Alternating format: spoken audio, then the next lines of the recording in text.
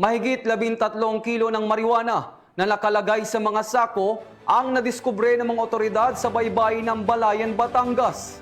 Ang detalye ng report ay hatid ni Patrolman John Lawrence Ilagan. Tinatayang 1.6 milyong halaga ng pinatuyong marijuana o kush ang narecover ng mga tauhan ng Balayan Municipal Police Station na palutang-lutang sa West Philippine Sea nito lamang ikadalwa ng Nobyembre taong kasalukuyan at napadpad sa baybayin ng Barangay San Piro, Balayan, Batangas.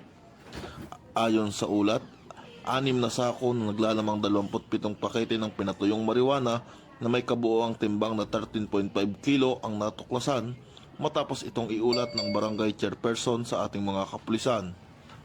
Pinuri naman ni Police Brigadier General Paul Kenneth T. Lucas, Regional Director ng Pro Calabarzon, ang mabilis na aksyon ng barangay opisyal at mga kapulisan.